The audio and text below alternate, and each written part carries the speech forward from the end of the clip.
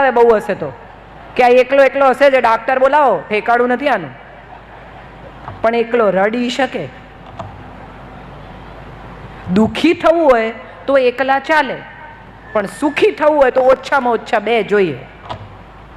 આ વાત ગાંઠે બાંધી લઈએ કે જો સુખી થવું હશે તો ઓછામાં ઓછા બે જોઈશે. આ નવા જમાનાની છોકરીઓ કહે છે અમારે તો કોઈનું કામ નથી, હું તો કમાઉં છું, એકલી રહીશ. બહુ સરસ, હમણાં રહીશ. પછી કોઈ દિવસ કાકા કાકીને રસ્તો ક્રોસ કરતા જોયા છે? 70-75ના કાકા હોય, 70ના બહેન હોય, બે જણા એકબીજાનો હાથ પકડીને રસ્તો ક્રોસ કરતા હોય ને ત્યારે સમજાય કે દાંપત્ય જીવનની સફળતા શું છે. એમને કોઈ દિવસ ઝઘડા નહીં થયા હોય, એમને કોઈ દિવસ મન દુઃખ નહીં થયું હોય. મારા દાદાજીને દાદી કે તમારા દાદાજીને દાદીને કોઈ દિવસ એકબીજા સામે વાંધો જ નહીં પડ્યો હોય. આપણી પાસે તો ગીત છે કે લવિંગ કેરી લાકડીએ રામે સીતાને માર્યા જો, ફૂલ કેરે દડુલીએ સીતાએ વેર વાળ્યા જો.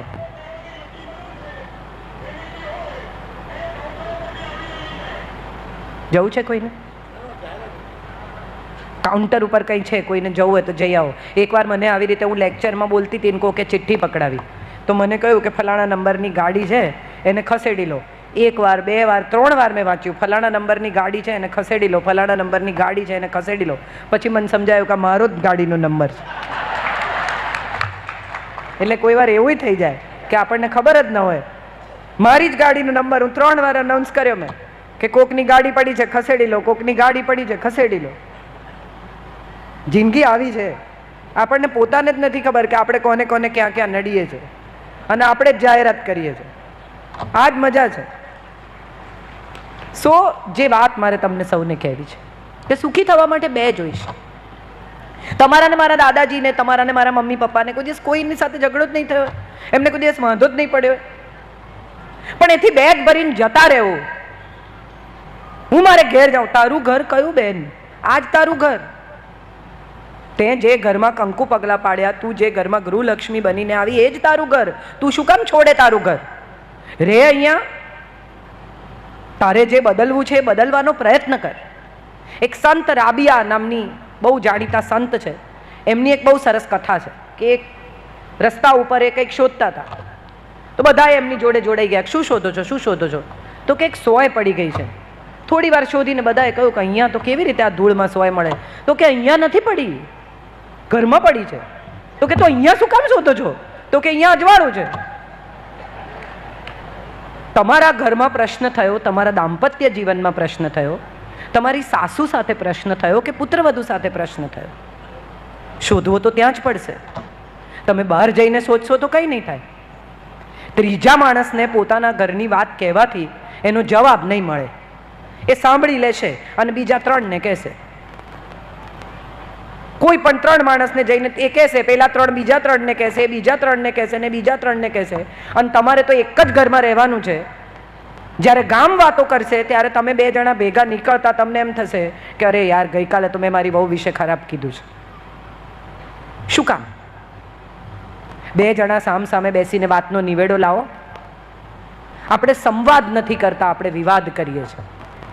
આમ કેમ ન કરાય, આમ કેમ કરાય. બેસાડીને સમજાવો કે બેટા કોઈ બહારનું આવે ત્યારે તું પેન્ટ પહેરે તો નહીં ચાલે, તને ઘરમાં જે ગમે પહેર, તારું ઘર છે. આપણા ઘરની અંદર તું મારી દીકરી જ છો, તને જે ગમે, જેમ ગમે, જેવું ફાવે એવું રહે, મોડી ઉઠ, તું તારી રીતે આનંદથી રહે. કોઈ આવે, બીજા બહારના લોકો આપણી વાતો કરે એવી પરિસ્થિતિ ના થાય, એ જોવાની જવાબદારી તારી છે. એક બહુ સુંદર કથા છે જેમાં સાસુ પોતાની વહુને કહે છે કે અંદરથી દરવાજો કોના માટે ખોલવો અને બહારથી કેટલા વાગે ખોલવો એ હવે તારે નક્કી કરવાનું. તું કેટલા વાગે બહારથી ઘેર પાછી ફરીશ એ પણ તું નક્કી કર, ને તારે ઘરમાં કોને આવવા દેવા એ પણ તું નક્કી કર. કારણ કે હવે તું આ ઘરની ગૃહલક્ષ્મી છે, આ ઘરની પરંપરા, આ ઘરની મર્યાદાની જવાબદારી તારી છે. પણ આપણને બધાને એવું લાગે છે કે સાડી પહેરવામાં મર્યાદા છે, માથે ઓઢવામાં મર્યાદા છે. એવું નથી. પેન્ટ પહેરેલી વહુ પણ જો સસરાને પથારીમાં પડ્યા હોય અને બેડ પેન આપતી હોય ને તો એ વધુ સંસ્કારી છે સાડી પહેરેલી વહુ કરતા. જો એ સસરાને સ્પંજ કરી આપતી હોય, જો એ સસરાને દીકરી થઈને વહાલ કરતી હોય ને તો એ સાડી પહેરેલી વહુ કરતાં વધુ સંસ્કારી છે. મારે તમને બધાને પૂછવું છે, હમણાં બધે જાહેરાતો આવે છે, ગોરી પાતળી ઊંચી સુશીલ સંસ્કારી. લગ્નની જાહેરાતો વાંચી છે કોઈએ? બધાને એવી જ વહુ જોઈએ, ગોરી પાતળી ઊંચી સુશીલ સંસ્કારી.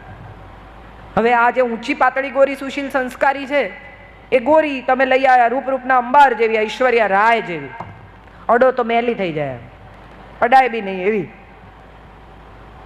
પણ મોઢું ખોલે ને સુરતી કાઢે. સમજાયું ને બધાને? રહીશ મણિયાર કહે છે કે છું સુરતી એટલે આ આળ લાગે છે, છું સુરતી એટલે આ આળ લાગે છે. કોઈને ખબર પૂછું છું ને તોય ગાળ લાગે છે.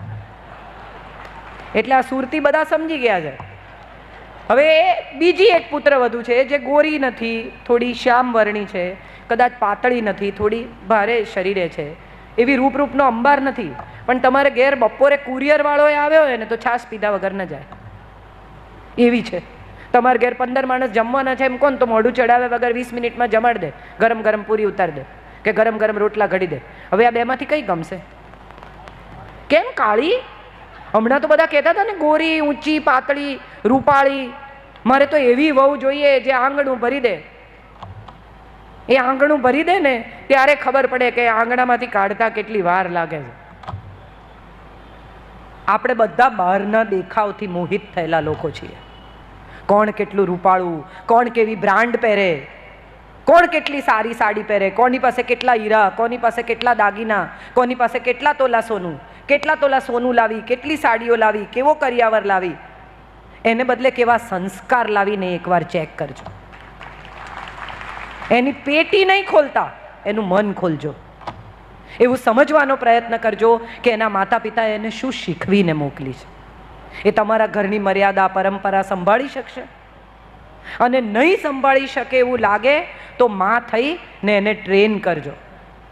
મારે મારા જ ઘરની એક વાત કહેવી છે, મેં બહુ વાર કહી છે છતાં ફરી એકવાર તમને કહેવી છે કે મારા વડ સાસુ છે ને એમનો સ્વભાવ બહુ તેજ. એ બોલે તો તમને ગભરામણ કરી નાખે. ને મારા સાસુ એકદમ શાંત. મારા વડ સાસુ બૂમો પાડે બિંદો બિંદો, અને મને એમ થાય કે મમ્મી તમે જવાબ કેમ નથી આપતા? મારા સાસુને એક દિવસ મેં કહ્યું, મેં કીધું કહી દો ને તમે. અને ત્યારે મમ્મીએ કીધું મેં તો છે ને ફોન મૂકી દીધો છે, એકલા જ બોલે છે. આ મારું પહેલું શિક્ષણ. આપણને ન ગમે તો ફોન મૂકી દેવો, ભલે એકલા બોલતા આપણું શું જાય. આ નવી બધી દીકરીઓને મારે શીખવવું છે. જવાબ નહીં આપો ને તો સામેનો માણસ લડી નહીં શકે, પણ જો જવાબ આપશો ને તો એને બહુ મજા આવશે ઝઘડો કરવાની. હવે તમારે એને ઝઘડો કરવાની મજા કરાવવી છે કે નથી કરાવવી? નથી કરાવી તો જવાબ આપવાનો છોડી દો. અને આ બહુ જ નહીં, આ સાસુને એટલું જ લાગુ પડે છે. તમને એમ લાગે કે આ વાતમાં બહુ દમ નથી, એનું મગજ ગયું છે તો 10 મિનિટ ચૂપ રહેવું. હું સાસુ છું, હું કેમ ચૂપ રહું? કાંઈ, ઘરની શાંતિ સૌથી અગત્યની છે. અને ઘરની શાંતિમાં જેનાથી જેટલું કોન્ટ્રીબ્યુટ થાય એટલું એણે કોન્ટ્રીબ્યુટ કરવા.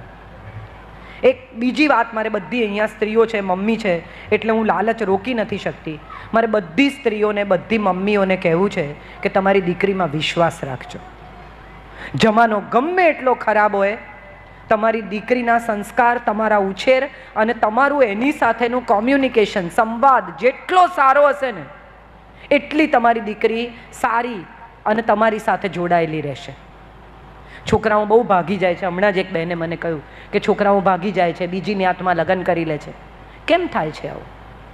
કારણ કે ઘરમાં માતા પિતા વાત કરવાની તક નથી આપતા. તમારા સંતાન સાથે રોજ દિવસનો 1 કલાક વિતાવો. પપ્પાએ કડક હોવું જોઈએ ને, એ જમાનો ગયો. હવે તો પપ્પાએ દોસ્ત બનવું પડશે, પપ્પાએ વાત કરવી પડશે, પપ્પાએ દીકરીને વહાલ કરવું પડશે. 12-14 વર્ષની થાય ને એટલે મમ્મી કે બસ હવે પપ્પાને બહુ ચોંટચોટ નહીં કરવાનું. શેના માટે નહીં કરવાનું? એની જિંદગીનો પહેલો બોયફ્રેન્ડ જ એનો બાપ છે. જે દિવસે એની જિંદગીમાં પિતાનું સ્થાન અકબંધ હશે ને એ દિવસે બહાર પુરુષ ગોતવા નહીં જાય.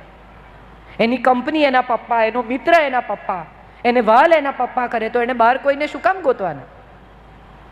આપણી દીકરીઓ બહાર મિત્રો ગોતે છે કારણ કે આપણી દીકરીને આપણે ઘરમાં મિત્ર આપી શકતા નથી. આ બહુ જરૂરી છે. ઘરમાં મિત્ર આપો, એને સાંભળો. અને મમ્મી બધી એવું કે તું મને સાચું કહીશ ને તો હું તને કંઈ નહીં કરું. આવું વચન આપે, પણ જો છોકરી એમ કહે કે મારી ક્લાસમાં એક છોકરીને બોયફ્રેન્ડ છે કે મારી ક્લાસમાં એક છોકરો સિગરેટ પીએ છે, તો સૌથી પહેલું રિએક્શન આપણું શું હોય? તારે નથી ને? અહીંથી સંવાદ તૂટી ગયો, એ ગભરાઈ ગઈ, હવે તમારી સાથે વાત નહીં કરે. સિગરેટ પીએ, મેં તો કોઈ દી પાન મસાલા ખાધા નથી અને તું આ કરસ. બેટા, સિગરેટ ભલે તે આજે ચાખી પીધી, પણ ચાલ હવે તને કેન્સર હોસ્પિટલ જોવા લઈ જાઉં. એને કેન્સર હોસ્પિટલ અહીંથી અમદાવાદનો ધક્કો ખાજો, એને સિવિલમાં કેન્સરના પેશન્ટ બતાવજો, એ જિંદગીમાં કોઈ દિવસ સિગરેટને હાથ નહીં લગાડે. આમ કાપી નાખેલા જડબા જોશે ને એ ભયાનક, તો જિંદગીમાં કોઈ દિવસ નહીં અડે સિગરેટ. આપણે કરીએ છીએ શું? માર. મારે બધી મમ્મીઓને કહેવું છે કે જે મમ્મી મારે છે ને એના જેટલી ક્રૂર અને એના જેટલી ના સમજ બીજી કોઈ મમ્મી છે જ નહીં. મારવાથી જો લોકો સુધરી જતા હોત ને તો આટલી જેલો ભરાયેલી જ ના હોત. અત્યારે આ ગુજરાતની ભારતની જેલમાં પૂરી શકાય એથી વધુ કેદીઓ છે. જો મારવાથી જ માણસો સુધરી જતા હોત તો જેલમાં ખાલી હોત જેલો. મારવાથી બાળક સુધરે છે એવું માનતી બધી મમ્મીઓએ પોતાની માન્યતા બદલવાની જરૂર છે. મારે તમને સૌને કહેવું છે કે અહીં આટલા બધા ભેગા થયા છો, લક્ષ્મીનારાયણના સમારંભ પ્રસંગે ભેગા થયા છો. તમે લક્ષ્મીનારાયણના દાંપત્યનો વિચાર કરો, તમે શિવ પાર્વતીના દાંપત્યનો વિચાર કરો. પાર્વતી કાલી સ્વરૂપ ધરે છે, વાળ છૂટા છે, હાથમાં ખપ્પર છે કે આજે તો જગતનો વિધ્વંસ કરી નાખું. નીકળી છે ગુસ્સામાં અને બ્રહ્મા જાય છે શિવ પાસે ને એને કહે છે કે આને રોકો, આ તો બધાને મારી નાખશે, આ જગતનો વિનાશ કરશે. અને ત્યારે શિવ જઈને શું કરે છે? કાલીના પગ નીચે સૂઈ જાય છે. કોઈ ઈગો નથી દેવોના દેવને, કોઈ અહંકાર વગર જગતના કલ્યાણ અર્થે કાલીનો ક્રોધ રોકવા પોતાની પત્નીના પગ નીચે સૂઈ જાય ને એ જગતનું કલ્યાણ કરી શકે. આપણે બધી વાતો કરીએ કે મારે આમ બદલવું છે ને મારે તેમ બદલવું છે, પણ ઘર ન બદલી શકો તો કંઈ નહીં બદલી શકો, પરિવાર નહીં બદલી શકો તો કંઈ નહીં બદલી શકો.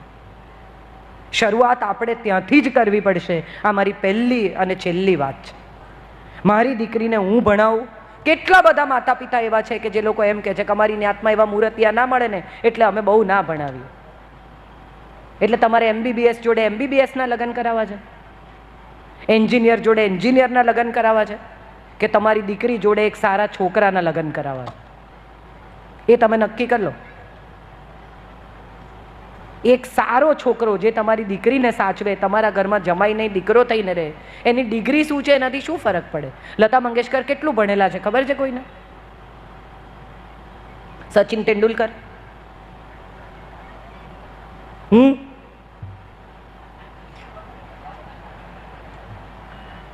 અને છતાંય આટલા હજારો લોકો બેસીને મને સાંભળે છે. મારા 12માનું રિઝલ્ટ લઈને મારે આવું નથી પડતું જો આટલા ટકા છે એટલે બોલું છું. બધી મમ્મીઓ પાછળ પડે, કેટલા ટકા, કેટલા ટકા, કેટલા ટકા. બે જ જગતમાં કેરિયર છે, એન્જિનિયર ને ડોક્ટર, બીજી કોઈ કેરિયર જ નથી. આવું આપણે માની જ લીધું છે. અને લોહી પી જઈએ અને પછી છોકરું કંટાળે, ભણવામાંથી વિડ્રો થઈ જાય, માર્ક ઓછા આવે, આત્મહત્યાના કિસ્સા બને. ત્યારે